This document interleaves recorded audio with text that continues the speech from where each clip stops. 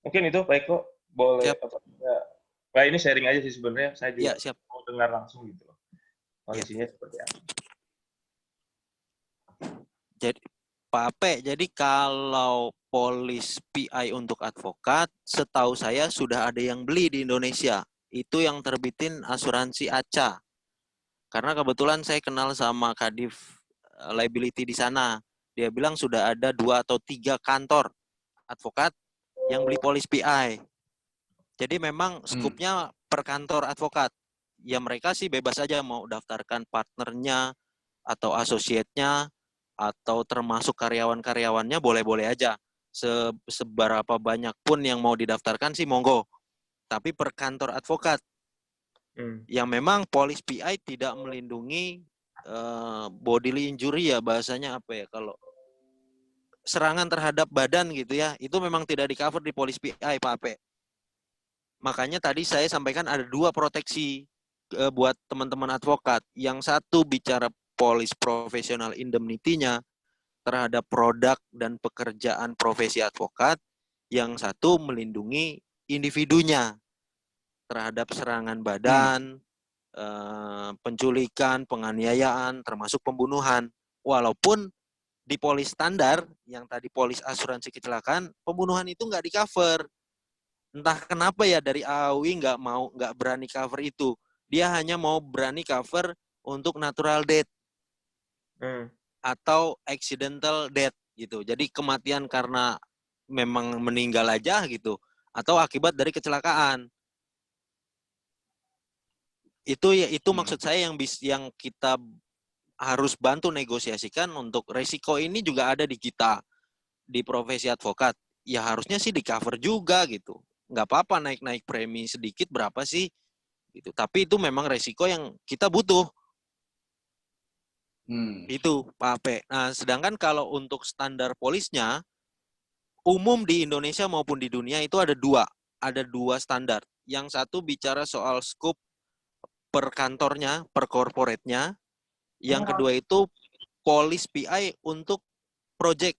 Jadi misalkan kita nangani perkara tertentu gitu ya. Menangani perkara tertentu hanya itu aja yang di cover. Jadi di luar perkara yang itu nggak di cover. Itu bisa juga. Walaupun tetap negosiasi tailor made kalau kata Kang Heri, sejauh mana sih yang bisa di cover, sejauh mana sih rumusan-rumusannya, itu yang memang nggak ada di polis umumnya, di polis standarnya nggak ada. Semua akan dimasukkan ke klausula-klausula perluasan atau klausula-klausula pengecualian. Kalau standar umumnya, tadi saya sempat share ke Bang Edi yang polis Zurich, itu secara umum itu polisnya. Pertanggungan-pertanggungan lain-lainnya akan masuk di extension atau perluasan pertanggungan, benefit tambahan, dan pengecualian-pengecualiannya nanti akan ada di polis per masing-masing pemegang polis sih. Kalau secara umum nggak ada, pasti polisnya polis umum aja. Itu sih. Kalau Pak Ape. perluasannya, halo? Ya. Ya, Pak Eko, kalau perluasannya bisa termasuk penundaan success fee nggak? Oh, ya, itu titipan Kang Heri itu. Aduh, delay success fee, ya kan nggak dibayar selama Kita 1 klaim bulan, gitu ya. diklaim Kita gitu. klaim gitu ya. Iya, iya, iya. Saya sih mau Iya. itu. Mau Iya, itu itu saya. penting itu. Lama-lama perusahaan asuransi jadi debt collector ya. Iya. Lagi sukses fee. Oke. Sip ya, apa ya? Thank you ya. Baik kawan-kawan, saya ingatkan di sini ada 2 narasumber kita, ada Bang Uli Parulian Siombing dan Mas Eko. Mas Eko dari perspektif asuransi, bagaimana asuransi memberikan peluang perlindungan bagi advokat dalam menjalankan profesinya, sedangkan Bang Uli Parulian Siombing coba membicarakan dari perspektif HAM dan undang-undang advokat begitu. Monggo yang lain, ini Kang Heri tunjuk tangan atau gimana ini? Mau ngomong lagi? Oke, Ya. monggo Kang Heri. Begini, ini mumpung momentumnya adalah kita materinya tentang asuransi profesi advokat. Saya menginginkan dari AAO ini nanti muncul sebuah ide atau sebuah formula atau sebuah gagasan Yang paling tidak ini adalah satu reasonable, kedua reliable. Jadi untuk bisa dilaksanakan. Contoh misalkan begini, siapa tahu nanti dari hasil diskusi ini nanti akan lahir, yuk kita sama-sama bikin rumusan selain dari yang tadi dicontohkan oleh juri ya tadi ya, si Eko tadi udah ngomong ya. Kalau itu kan yang standarnya lah. Barangkali untuk namanya PI ini kita bisa bukan definisikan, identifikasi apa sih resiko-resiko profesi advokat itu ya yang akan dimasukkan ke dalam polis PI nanti. Contoh tadi kan saya udah contohkan. Misalkan ada resiko tidak dibayarnya success fee atau resiko apa gitu kan. Ya itu hal-hal yang barangkali belum ada di dalam polis standar. Ada extended coverage-nya kan boleh aja. Benefit. Sehingga begini, sehingga kalau misalkan sudah ada contoh di polisnya juri ya yang di cover adalah bla bla bla bla. Nah, ayo kita identifikasi lagi kira-kira yang wajar terjadi di dalam dunia advokat, resiko apa yang dihadapi, gitu kan? Tadi misalkannya itu tidak dibayarnya itu, kemudian kehilangan hak retensi, ada nggak mempunyai nilai ekonomi di dalam hak retensi itu, gitu kan? Jadi resiko-resiko itu, karena kita berbicara asuransi pasti berbicara risiko. Nah, risiko apa yang dihadapi oleh seorang advokat dalam menjalankan profesinya, yang bisa dikuantifikasi dengan nilai rupiah, itulah yang akan kita minta cover, gitu loh. Paham ya, kira-kira ya? Iya. Gitu. Jadi kalau masalah jiwa, masalah kecelakaan itu kan asuransi umum lah, udah biasa lah. Sakit, ya masalah asuransi kesehatan. Tapi menjalankan profesi ini menjadi menarik. Nah, ini mungkin meskipun tadi saya nggak ikut masalah yang HAM tadi itu, dikaitkan dengan undang-undang advokat, ya kita harus bisa mengkorelasikan sehingga muncul nanti ide-ide bahwa advokat ini resikonya banyak loh, ini. Dengan demikian, kenapa tidak sih kita usulkan aja bahwa coba nih Peradi nih, mengenai yang resiko-resiko advokat seperti ini, kenapa Anda tidak pikirkan gitu loh. Padahal itu kan akuntabel, itu mah bisa sangat dihitung oleh aktuaris. Jadi satu-satunya bidang ilmu yang tidak bisa disangkal, semua bisa dihitung adalah oleh aktuaris, gitu. Nah, tapi tugas kita adalah bagaimana mendeskripsikan resiko-resiko itu, mengidentifikasi resiko-resiko itu yang bisa dikuantifikasi dengan nilai rupiah ya. Karena risiko asuransi adalah karena bicara indemnity kan berarti kan bicara kerugian kan, jadi harus ada nilai rupiahnya, gitu. Itu aja poinnya Ed. Siap, makasih Kang Heri. Ya, Kang Heri menyampaikan sebenarnya pekerjaan kita itu punya resiko-resiko. Nah, bagaimana kalau resiko-resiko itu dialihkan ke pihak ketiga, ya asuransi ini, gitu kan? Prinsip dasarnya kan begitu. Tinggal kita inventaris, kita kumpul bareng, resiko-resiko kita apa nih, misalnya, ya kan? Mungkin dekat sama klien misalnya. Itu bisa nggak asuransi? Ya, Kang Heri ketawa, Kang Heri. Itu contoh. Atau yang lain. Nah, dari resiko-resiko itu kemudian mana yang sekiranya bisa dialihkan tanggung jawab, bukan tanggung jawabnya, bebannya mungkin lebih tepat. Bebannya itu ke pihak ketiga, dalam hal ini perusahaan asuransi. Gitu. Mungkin Mas Eko bisa membuat satu skema besar di sana. Ya. Dan kalau bisa detail, nanti kita bikin obrolan santai yang bisa menjadi paper dulu gitu ya, yang nanti kita ketawarkan kepada kawan-kawan dan bahkan bisa kita operasionalisasi. Nah, kalau kita berhasil ya mungkin bisa jadi percontohan juga buat kawan-kawan yang lain. Luar biasa itu nanti. Gitu ya. Siap. Makasih Kang Heri. Ini saya nggak tahu nih, Zoom ini lagi bermasalah kayaknya. Jadi kawan-kawan keluar masuk bener kata Kang Heri nih. Karena masuk dulu Bang, baru keluar. Masuk Ed. Halo Ed. Ya. Ini ada beberapa kawan-kawan yang kayaknya dia tidak bisa mendengar ya, karena memang audionya nggak keluar. Saya juga bingung ini. Baik, yang lain mungkin Mas Johari ini masih berusaha keras dia, kayaknya suaranya nggak. Ed, halo.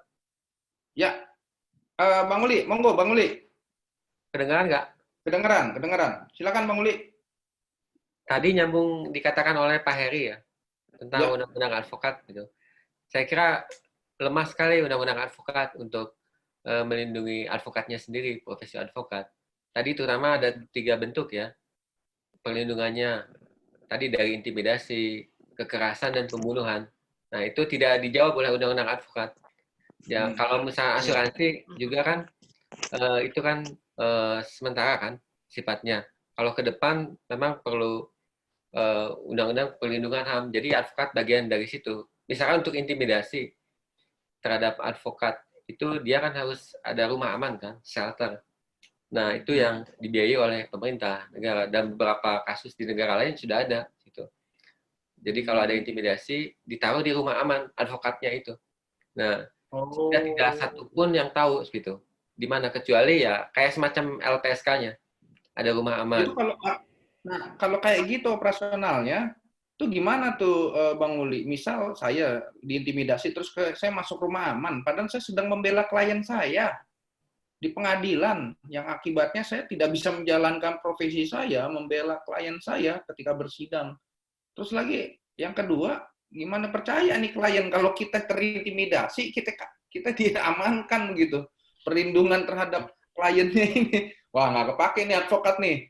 Ya, gimana tuh Bang Uli? Itu pending case itu. Jadi kayak ini di negara. Jadi di kasusnya itu jadi pending case. Begitu selesai nggak ada intimidasi baru jalan lagi. Nah, jadi ada semacam ada pending case itu. Nah, kalau enggak ya dia terus diintimidasi kan, segala macam. Dalam beberapa kasus itu seperti itu. Kayak ini deh, contoh kayak kawan Erna ya di Jambi, dia advokasi petani. Setiap persidangan diintimidasi dia. Ya, sama rombongan-rombongan orang-orang nggak jelas, bahkan kepolisian dan kejaksaan sepertinya abai. Sampai masuk ke ruang-ruang sidang, itu dia tetap diintimidasi. Pengadilan pun tidak menjadi rumah aman bagi advokat era. Itu gimana tuh ya? Ya, depending case-nya kalau ada seperti itu, undang-undang seperti itu. Jadi selama proses persidangan itu dihentikan dulu sampai ada kejelasan perlindungannya itu. Nah, terutama terhadap intimidasi. Nah, begitu. Banyak sebenarnya kasus yang kayak gitu, seperti Erna di Jambi yang suka anak dalam kan? Ya, anak dalam, betul. Ya, itu banyak sebetulnya. Nah, itu kemudian apalagi kaitannya sama kasus pidana kan? Masa dipending sih kasus pidananya, padahal tuh orang terdakwanya ditahan begitu kan? Enggak, itu konsekuensinya seperti itu. Konsekuensinya selama enggak aman daripada masuk ke pengadilan kan segala. Dan kalau misalkan masa tahanan itu kan bisa disesuaikan kan. Nah, itu. Nah, atau misalkan ada advokat pengganti gitu dari yang lain yang punya kualifikasi yang sama dengan dia gitu. Nah, hal kritis seperti itu perlu dipikirkan. Kemudian juga untuk pembunuhan, nah bagaimana dengan keluarga yang ditinggalkan kan? Karena mungkin ada yang jadi tulang punggung keluarga advokatnya itu, hampir sebagian besar kan? Itu harus ada kompensasi. Ya. Harus ada kompensasi kan terhadap keluarganya itu. Oke. Di Undang-Undang Advokat nggak ada pidana terkait dengan kasus-kasus pembunuhan khusus gitu spesifik terhadap advokat yang itu jadi pemberat begitu? Karena dia tadi konteksnya kata Kang Heri sebagai aparat penegak hukum. Dari Bang Uli sendiri bilang dia sebagai penegak hukum begitu. Itu gimana tuh? Mungkin salah satu ya, yang itu di cover misalnya dalam KUHP ya, karena itu penegak hukum ya, kalau kita mendapat kekerasan atau intimidasi atau bahkan pembunuhan itu menjadi pemberat, karena itu sama saja misalnya membunuh polisi atau membunuh hakim atau membunuh jaksa dan membunuh pengacara gitu, advokat gitu. Gimana tuh Bang Uli? Nggak ada sebenarnya pemberatan gitu. Kalau dia membunuh advokat segala macam, sama dengan yang lain sebetulnya. Bukan sebagai profesi kan, tapi sebagai orang biasa. Nah itu di undang-undang advokat nggak ada seperti itu. Pemberat ya, hal yang memberatkan kalau ada yang membunuh advokat. Nah nggak ada seperti itu. Di RUU KUHP nggak ada juga ya? Nggak ada organisasi profesi gitu. Nggak melekat terhadap profesinya advokatnya itu sebagai aparat penegak hukum. Iya nggak ada, di RUU KUHP juga nggak ada sebagai ya, apalagi di undang-undang advokat sekarang. Ya. Oke, sip. Oke, saya lihat chatnya dulu. Mas Agus, kalau ada intimidasi, wah ini Mas Agus, ini kayaknya harus ngomong sendiri nih Mas Agus nih. Monggo Mas Agus, udah saya hidupkan. Siap, siap. Coba. Halo Kang. Ya. Ya, ini saya mau share aja. Saya pernah pengalaman ya dikirim magic gitu. Jadi seolah-olah kita kayak Apa magic? ya, Tisu magic. Tisu magic, wah, iya. saya nggak tahu itu apa. Oke, Itu dikirimin magic ya? nah Terus itu gimana? padahal kan kita kan orang ketiga ya, bukan orang yang berlawanan. Nah, itu gimana perlindungannya Kang? Kalau tadi kan fisik, oke. Kalau misalnya magic gimana tuh Kang? Gimana tuh, Bro? Agak lucu sih, tapi ya emang benar saya pengalaman seperti itu. Iya. Gimana Bang Uli sama Mas Eko nih? Apalagi orang timur nih kita ya kan, yang kayak gitu masih ada aja yang terjadi dan percaya nggak percaya, Maksudnya apa magic? Maksudnya? ya Lebih inilah ke Bang Uli sih disantet. pertanyaannya. Susah sih karena hukum rasional pendekatannya. Kalau yang kayak gitu susah. Asuransi juga kayaknya Iya. susah. Harus rasional. Iya. Gimana Mas Eko? Ya. Kalau asuransi gimana? Bisa masuk juga itu? Ya kalau pas kebetulan jadi meninggal ya bisa cover sih Bang. Kalau yang cuma Meninggalnya. sakit-sakit aja, iya kan? Iya. Nah. Makanya harus dikirim ke Banten juga kayaknya deh. Pelatihan gitu. Cara buktiinnya gimana? Nah, itu cara buktinya buktiin. disantet gitu. Susah. Enggak mungkin itu tadi yang dibilang Mas Eko meninggalnya, misalnya disantet kemudian meninggalnya yang bisa di-cover. Meninggalnya yang di-cover. Iya. Iya. Bukan magicnya. Nah, kalau Bukan sakit-sakit magicnya. misalnya, kalau sakit-sakit misalnya, tergantung yang sakitnya itu bisa di-cover atau enggak ya. Tapi bahwa Iya. itu penyebab kan nggak tahu kita kan. Iya, kalau biaya pengobatannya masih bisa di-cover, tapi rumah sakit. Kalau alternatif nggak bisa. Iya, betul. Iya. Nggak ada kwitansinya dari alternatif ya? Iya, soal kan seikhlasnya Bayarnya juga salaman bayarnya. tangan. Salaman tangan. Iya.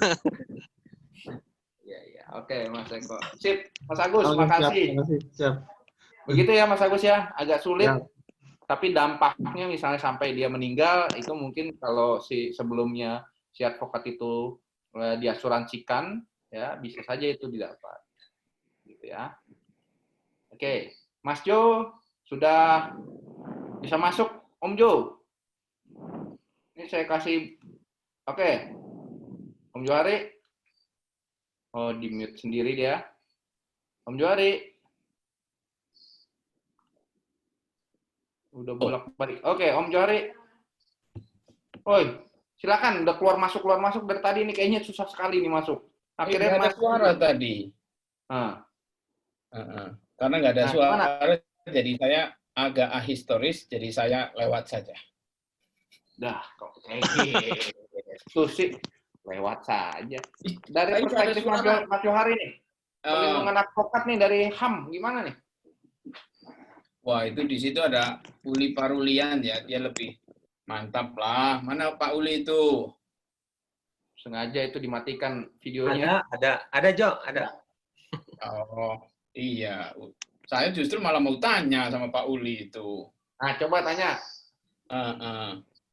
Silakan. Kalau sama Kang Aji juga, yang tadi kita omongin itu dalam kerangka nasional atau juga kita ngomongin lebih ke lingkup regional ya, misalnya kalau Kang Aji ini kan suka pergi-pergi yang aneh-aneh tuh di Malaysia misalnya gitu kan.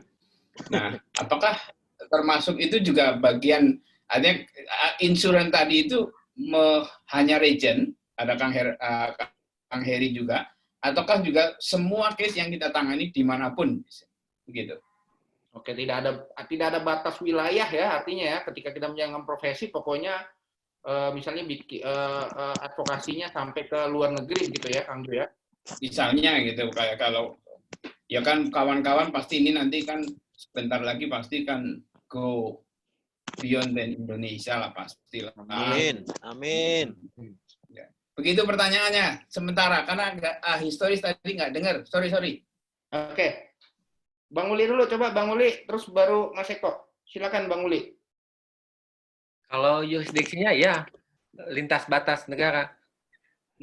Karena banyak kasus misalkan TKI kan, buruh migran. advokat kita kan juga mendapatkan intimidasi di Malaysia misalkan. Ada kasus yang Nunukan dulu kan, gitu, yang dideportasi dari Sabah ke Nunukan, itu ada beberapa advokat diintimidasi oleh polisi Malaysia, polisi Diraja Malaysia. Bahkan nggak bisa pulang ke kita, gitu, pernah ditahan. Nah, itu yang kayak gitu juga harus dapat perlindungan kan. Nah, perlindungannya gitu gimana tuh sampai diintimidasi di negara orang tuh? Ya, Kemenlu tadi misalnya atau gimana? dia harus ada hak konsuler misalkan, hak konsuler dari apa kedubes kita atau konsul untuk mengunjungi orang yang misalkan advokat yang di BAP di polisi dan segera dicarikan pengacaranya. Tadi lewat undang-undang perlindungan HAM ke depannya. Karena undang-undang advokat nggak menjangkau. Dan kayak gitu.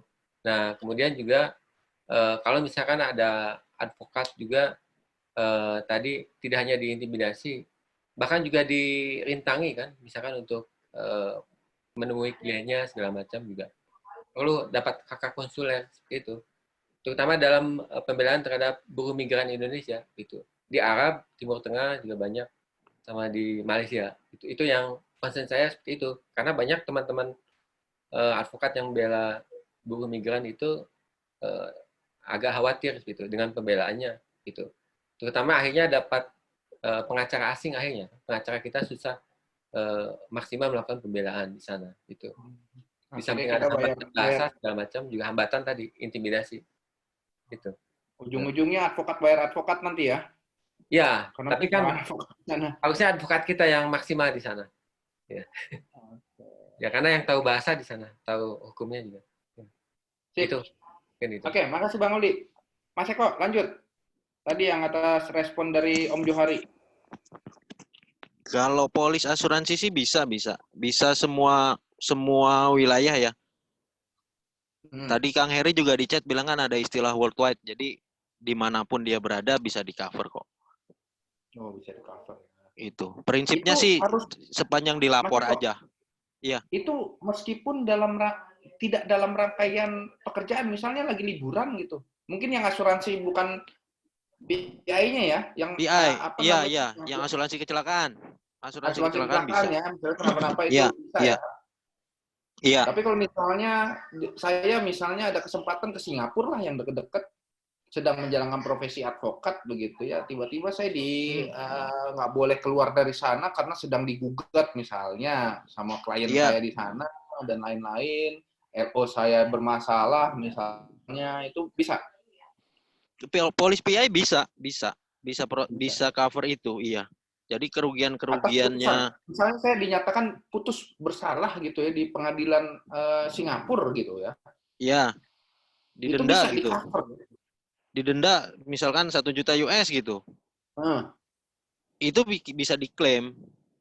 Kerugian-kerugian yang semacam itu yang memproteksi advokat untuk polis PI. Oke. Sip. Itu. Sip. Begitu Om Jo. Jadi tidak ada ruang batas berdasarkan wilayah hukum dan lain-lain, wilayah kedaulatan, jadi bisa saja di cover. Kalau saya mau nanya dong. Siapa? Bang Uli. Orang situ narasumbernya. Mau nanya sama Bang Uli. Oh iya, silakan. Ya apa Mas?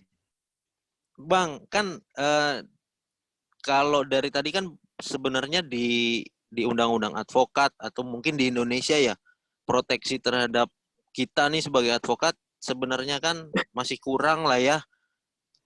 Ada nggak sih yang bisa dorong supaya kondisi-kondisi yang kayak tadi tuh, rumah aman, penundaan penyelesaian perkara, bisa didorong nggak sih? Entah lewat peradi atau lewat mana gitu. Supaya ya mengacu ke ke negara-negara lain yang udah lebih maju, ya kita sebagai profesi yang rawan ini juga proteksinya harusnya kenceng dong gitu. Apa sih yang bisa kita dorong gitu? Entah ke pemerintah, entah ke organisasi. Itu aja sih pertanyaannya sih Bang. Silakan Bang Uli. Ya, yang harus aktif memang organisasi advokat. Gitu. Organisasi advokat yang dorong misalkan lebih detail kan menjelaskan tentang perlindungan advokat. Tidak hanya untuk intimidasi atau ancaman pembunuhan, tapi juga terhadap ke depan terhadap virus. Itu bahaya kan, virus COVID ini. Jadi misalkan harus ada kejelasan, misalkan kalau misalkan klien datang segala macam, itu kan juga harus ada tindakan proteksi gitu terhadap virus. Nah, dalam beberapa hal orang lain, negara lain sudah mikirin itu. Advokat harus dilindungi dari virus itu. Virus COVID-19 ini. Nah, itu. Tapi memang harus yang aktif adalah organisasi advokat sendiri gitu, ke depannya gitu. Sehingga dia ya punya kepentingan kan, yang punya kepentingan banyak terhadap perlindungan advokat adalah organisasi advokat. Kalau LSM akademisi mungkin hanya bisa bantu regulasinya, mendraft regulasinya segala macam. Nah, kalau profesi yang lain mungkin ya mungkin DPR ya, sama pemerintah gitu.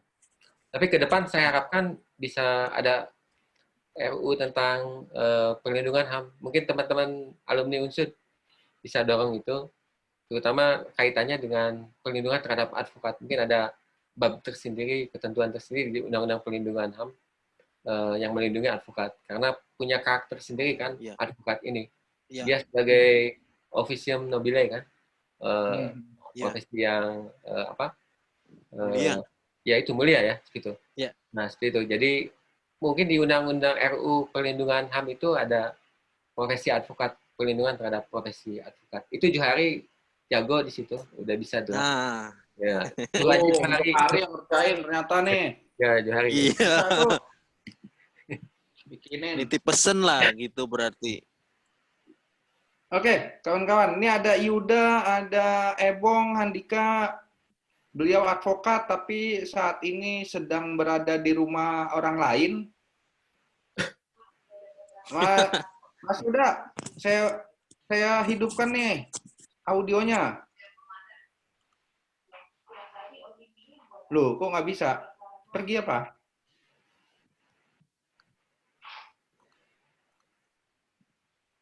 Mana dia? Oh, udah. Yud. Yuda. Ah, Ebong nih, Ebong. Bong. Bang. Yo, monggo, Bong. Ngomong dong. Jangan yo doang, Bong.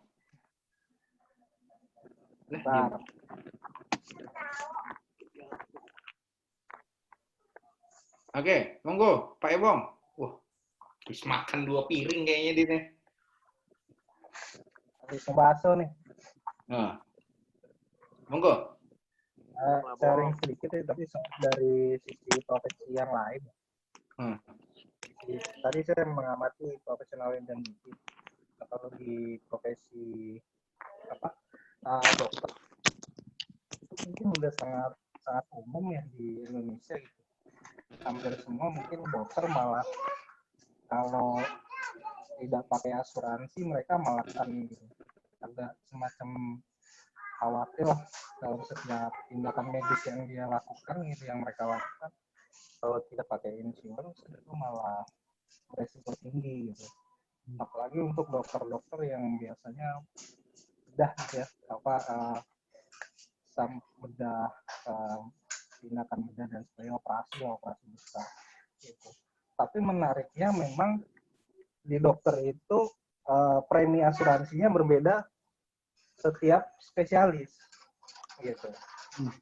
Jadi spesialis yang paling tinggi itu premi asuransinya biasanya spesialis obgyn gitu, spesialis bedah. Jadi ada tingkatan-tingkatannya tuh.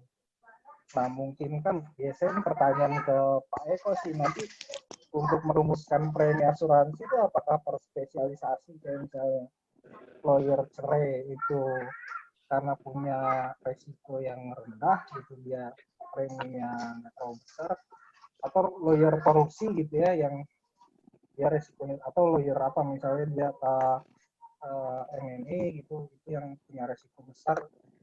Nah, itu yang mungkin setiap resiko kan yang dihitung mungkin resikonya kali ya, resiko dari kenapa dibayarkan premi.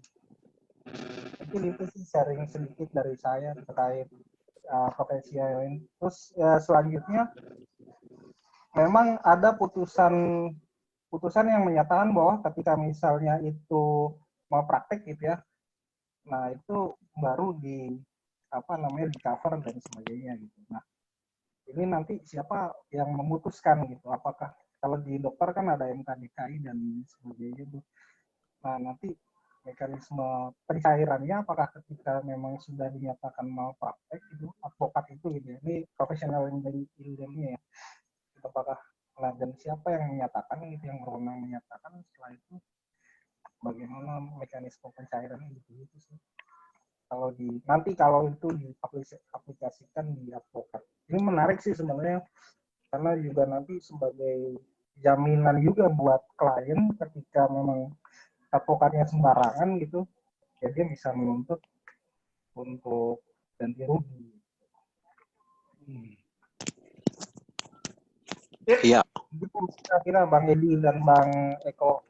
Ya, makasih Pak Handika alias Pak Ebong. Ya, kalau ngelihat dari kedokteran, asuransinya ternyata preminya beda-beda, dibikin grade, saya nggak tahu tuh pendekatannya apa. Ya, tapi hati-hati juga, kayak misalnya jangan ngeremehin advokat yang urus-urus perceraian juga. Itu malah potensi resikonya gede tuh, dikejar-kejar sama pasangan itunya ya kan? Iya, hati-hati tuh. Ya itu, oke, Mas Eko, monggo silakan direspon tuh, Mas Andika. Iya.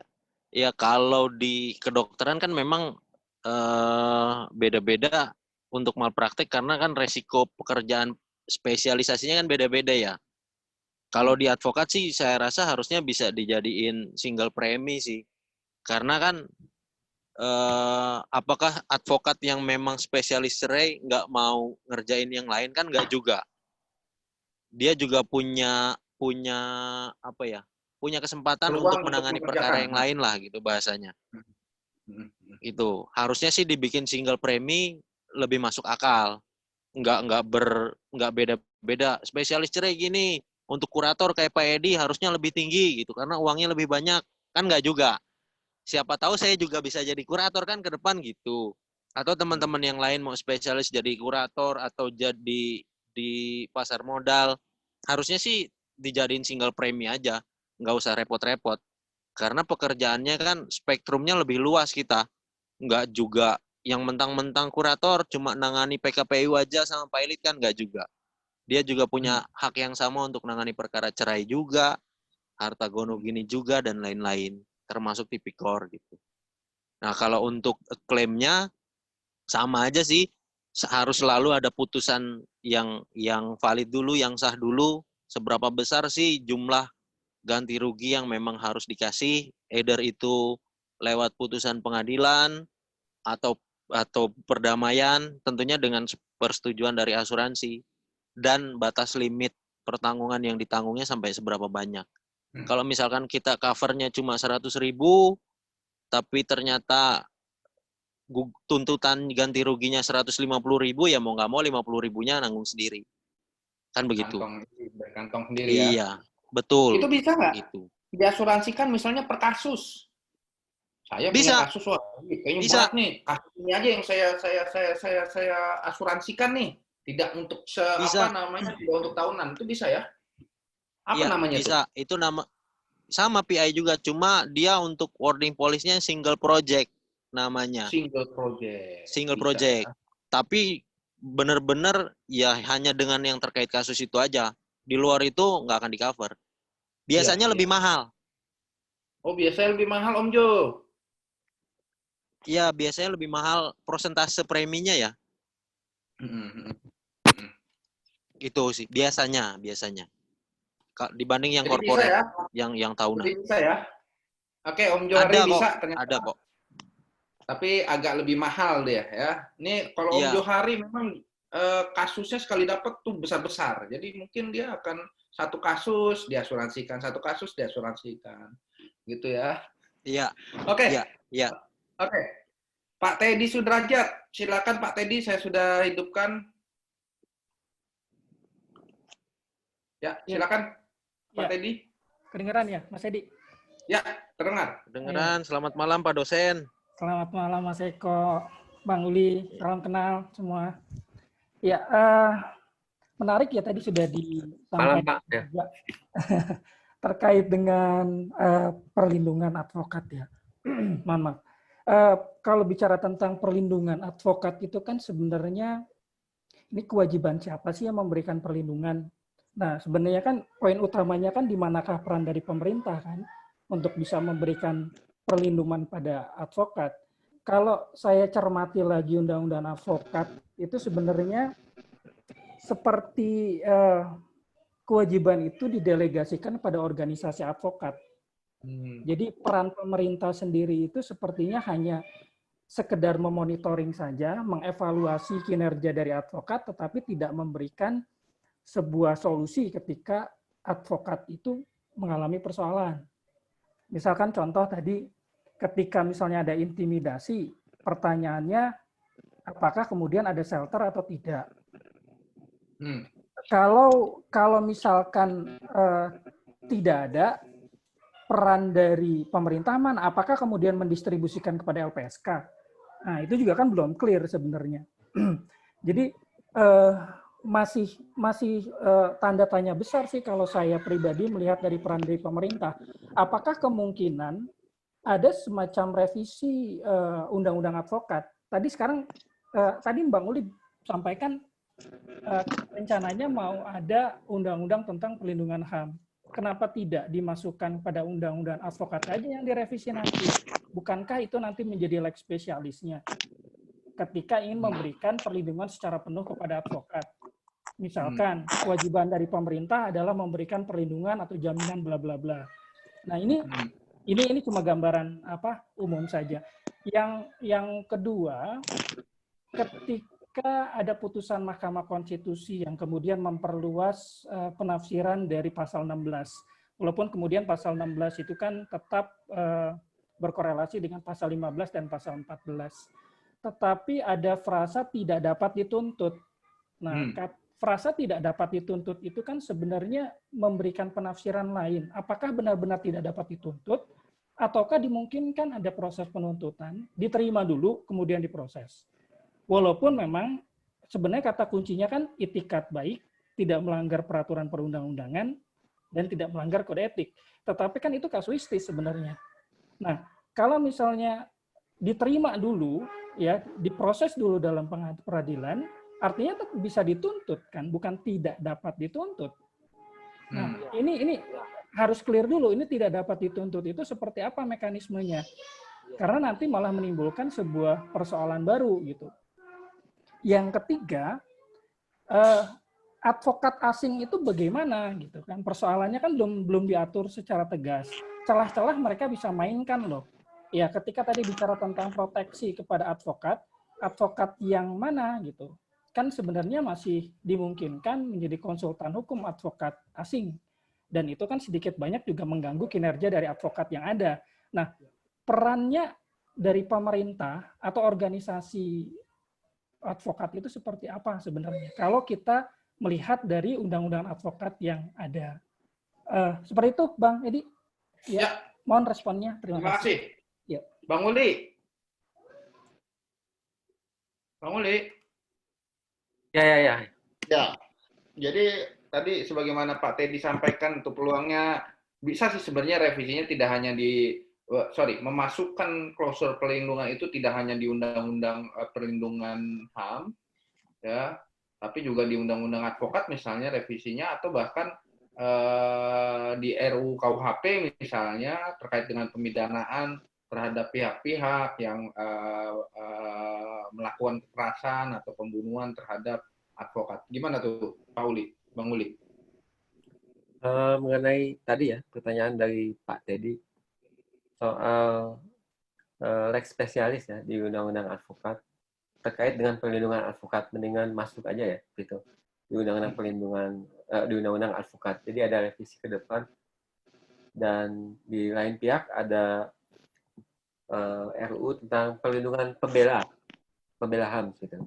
Nah, makna pembela HAM ini luas gitu, termasuk di situ advokat gitu. Jadi memang konsekuensi dari perlindungan pembela HAM ini banyak gitu. Tadi misalkan yang saya usulkan adalah dimasukin di situ advokat gitu, sebagai salah satu profesi sebagai pembela HAM gitu. Nah, tapi kalau misalkan mau dimasukin lagi situ di undang-undang advokat ya gitu. Kalau nggak salah di balik belum ada ya gitu. RU tentang advokat. Ditolak terus sama organisasi ya. kalau RU. Karena kan khawatirannya tentang organisasi kan advokat gitu. Nah, itu ada resistensi di situ memang. Khawatirannya muncul lagi isu tentang OOA kan gitu, organisasi advokat. Nah, jadi kalau usul saya tetap masuk di RUU tentang perlindungan pembela HAM gitu. Nah, itu. Sehingga sama dengan profesi yang lainnya, dia bisa menikmati shelter, kemudian kompensasi, bahkan juga perlindungan maksimal di situ. Itu misalkan dia ya keluarganya didapat kompensasi dan segala macam. Nah, itu ada kesulitan mungkin ke depan kalau dimasukin di undang-undang advokat, revisi undang-undang advokat misalkan kalau ada. Tadi ada isu tentang, pasti resistensinya banyak, tentang organisasi advokat kan di DPR.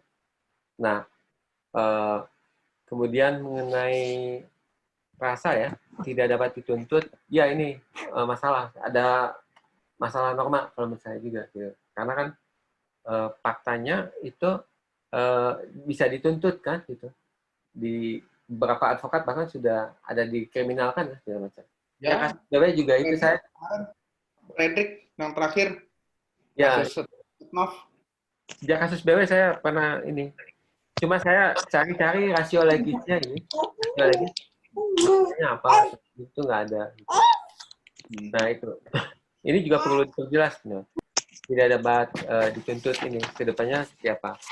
Nah, sehingga tadi ke depan dalam prakteknya tidak ada kriminalisasi. Nah, kalau advokat asing, kalau nggak salah mereka bisa ya ikut PKPA ya, gitu. Karena kemarin juga saya ILHC ngadain PKPA, ada advokat asing yang mau ikut, saya bilang nggak bisa, gitu. Karena ini buat non-profit, nah, tapi dia ingin ikut bayar, nggak bisa. Gitu. Nah, tapi ketika saya tanya lebih lanjut, ternyata mereka ada rekan-rekannya yang sudah ikut PKPA, gitu. Bahkan lulus kan. Nah, kalau menurut saya advokat asing ini lebih baik hanya untuk non-litigasi aja, gitu. Karena kan dia belum punya pengalaman dan tidak tahu kultur hukum di kita kan, gitu. Dia mungkin hanya udah 10 tahun mungkin, tapi belum banyak pengalaman tentang kultur hukum di kita. Itu yang lebih penting. Nah, itu. Nah, saya pikir ke depan perlu peran aktif dari negara gitu. Karena negara hukum kita kan negara hukum kesejahteraan kan, terutama untuk melindungi advokat ini. Nah, tadi harus nyediain shelter, segala macam, kompensasi dan segala macam yang terkait dengan perlindungan profesi advokat ke depannya. Gitu. Ada beberapa kajian tentang ini, tentang profesi advokat ini. PSHK sebenarnya sudah ngadain kajian kan. Udah lama sih sebenarnya. Tapi dia belum update kasus sekarang kan. Terutama kriminalisasi. Nah, lebih banyak ke kajian tentang organisasi advokatnya. Tadi multibar atau single bar. Itu dari dulu perdebatannya kayak gitu. Tapi fokus tentang kajian tentang ini belum ada. Mungkin Pak Teddy harus melakukan kajian ini ke depannya. Makasih. Itu aja. Ya, jadi peluangnya sebenarnya bisa saja di Undang-Undang Advokat atau di Undang-Undang Pembela HAM dan lain-lain ya. Tinggal dihitung saja itu bagaimana yang bisa jalan mana yang bisa cepat goal. Dan tadi harus dipahami bahwa ternyata luas juga memaknai pembela HAM dan di sana di dalamnya juga ada advokat. Bukankah kita selama ini kalau belain klien kita juga memang membela hak asasi manusia klien kita, biar dia tidak ditahan semena-mena, biar dia menjalankan proses peradilan yang bersih, keadilan, dan lain-lain. Nah ini Mas Aji tadi saya sudah buka suaranya tapi tidak menyaut. Nah sekarang sudah terlihat ini, waduh kumisnya nggak dicukur. Monggo Mas Aji. Nggak ada tukang cukur. Oh, nggak ada tukang cukur. Monggo Mas Aji. Mungkin menanggapi tadi yang dari Pak Teddy ya, yang soal advokat asing ya. Jadi memang kaitannya dengan advokat asing itu kan itu profesional, menurut saya itu ada kaitannya dengan kebijakan pemerintah Indonesia terkait dengan movement of professionals yang tercantum di dalam WTO ya. Jadi di dalam WTO kan ada liberalisasi profesi-profesi yang bisa dilakukan lintas negara. Nah, komitmen Indonesia itu adalah bahwa profesi advokat itu masih belum bisa dijalankan oleh advokat asing. Yang boleh adalah advokat asing itu boleh berpraktik di Indonesia, tetapi hanya mempraktekkan hukum asing di mana mereka berasal. Contoh adalah kalau ada advokat dari Inggris yang kemudian berpraktek ikut bergabung dengan satu firma hukum di Indonesia, maka dia hanya boleh mempraktekkan hukum Inggris gitu. Dan demikian juga kalau advokat Australia kemudian berpraktek di Indonesia, dia tidak boleh berpraktek hukum Indonesia, tapi hanya boleh berpraktek hukum Australia. Dan aturan itu sudah diimplementasikan di dalam keputusan Menteri Hukum dan HAM, saya lupa nomornya berapa. Jadi itu jelas bahwa mereka nggak boleh sama sekali memberikan advis hukum di Indonesia, baik itu non-litigasi maupun litigasi. Nah, cuma kelemahannya adalah soal pengawasan ya.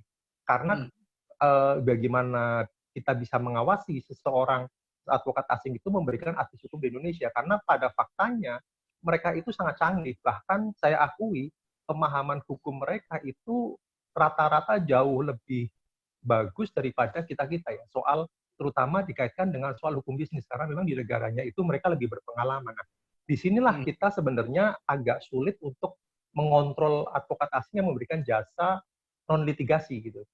Karena kita bisa lihatlah faktanya, misalnya banyak kantor-kantor besar itu yang dioper sebenarnya itu dimiliki oleh advokat asing, tetapi menggunakan frontman itu advokat Indonesia. Kita nggak usah sebut nama lah soal itu faktanya banyak sekali gitu. Apalagi di era globalisasi, jadi banyak sekali. Saya boleh sebut satu itu yang dulu pernah ada di Indonesia itu White & Case misalnya. Nah, White & Case itu sudah beroperasi dari jauh sebelum dia 30 SPKI gitu. Tapi sekarang udah nggak ada dia di Indonesia. Nah, itu dia bahkan sampai membuka kantor di Indonesia, menempatkan orang asing di Indonesia.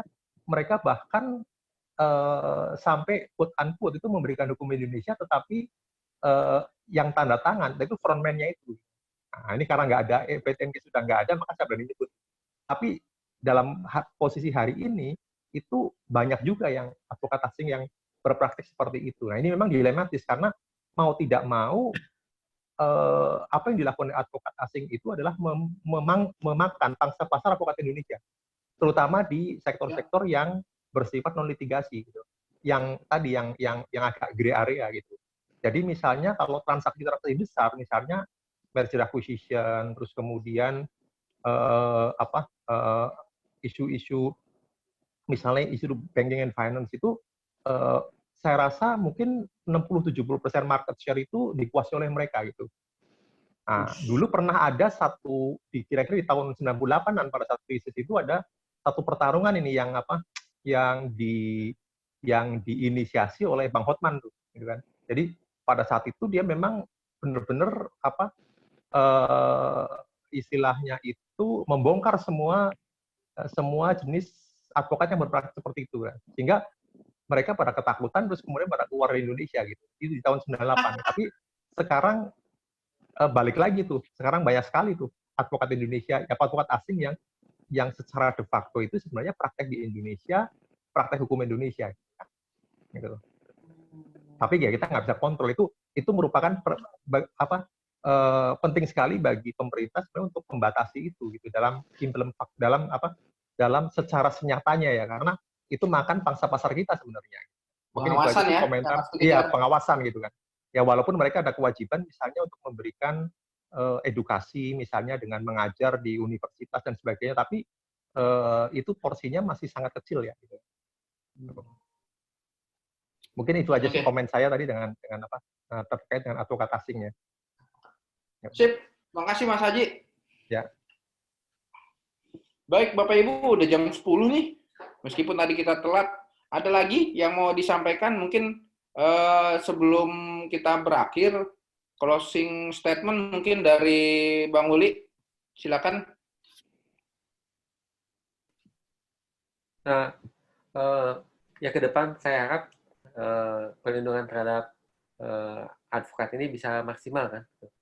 Ya meskipun regulasi masih lemah, tapi tadi misalkan ada asuransi segala macam. Nah itu bisa dimaksimalkan. Mungkin mekanisme yang ada, Komnas HAM, misalkan LPSK, selama itu masih relevan dengan perlindungan terhadap profesi advokat bisa dipakai, dijalankan. Itu aja. Terima kasih. Terima kasih. Matur suwun. Assalamualaikum. Ya. Mas Eko. Siap.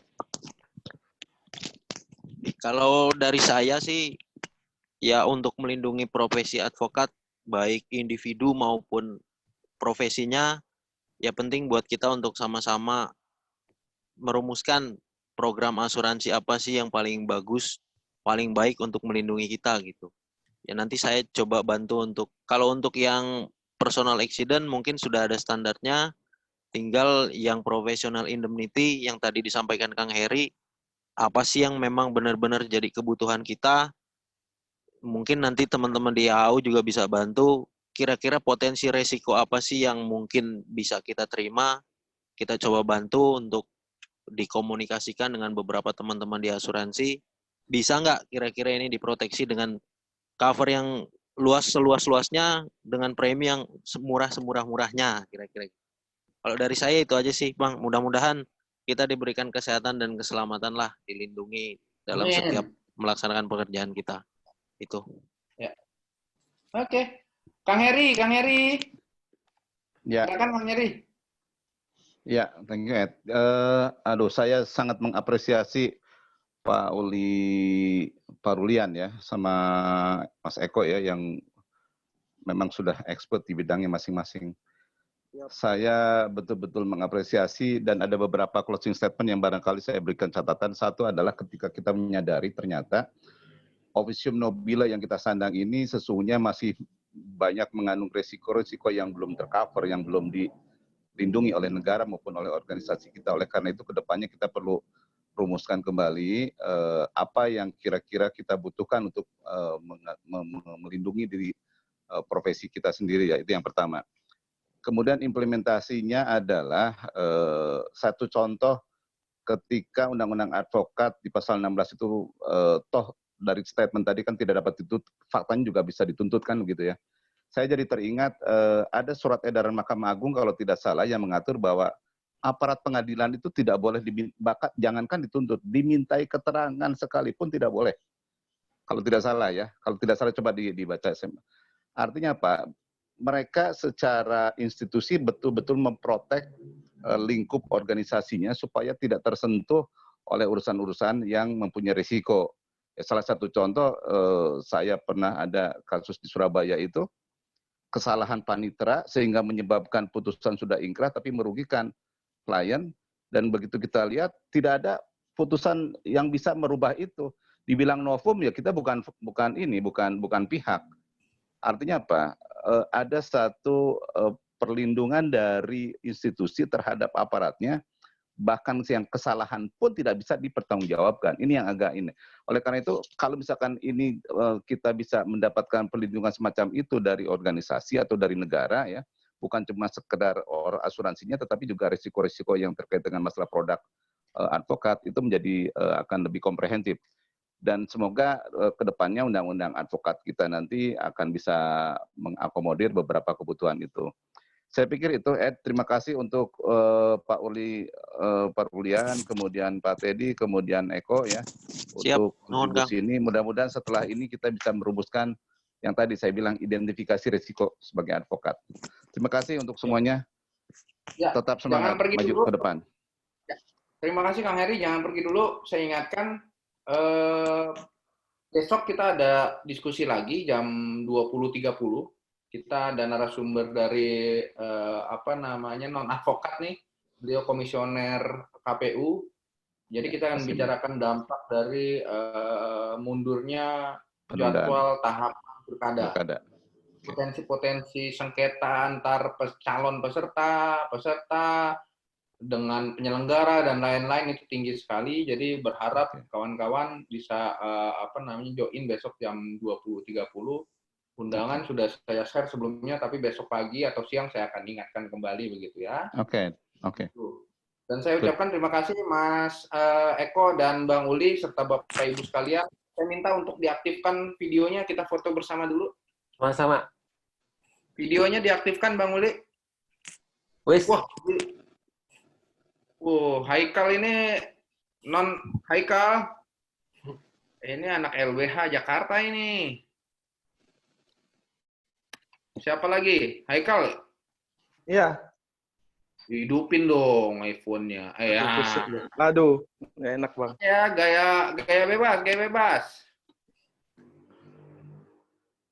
1, 2, 3. Oke, sekali lagi. Terserah gayanya. 1, 2, 3.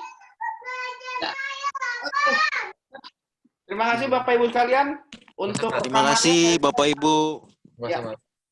Rekamannya kasih. saya share di grup ya. Oke, Siap. thank you ya. Terima kasih semua. Saya share di grup dan sampai jumpa besok. Terima kasih Bapak Ibu, selamat istirahat. Assalamualaikum warahmatullahi wabarakatuh. Salam warahmatullahi Salam wabarakatuh. warahmatullahi wabarakatuh. Salam warahmatullahi wabarakatuh. Salam warahmatullahi wabarakatuh.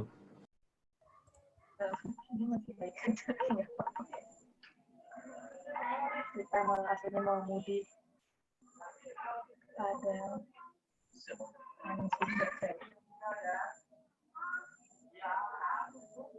apa dia? Kalau sampai dia lihat gitu sayang. Kemarin aku nggak ngerti maksudnya. Dia ngomong juga gitu cuma. Bong masih sayang-sayangan aja Bong.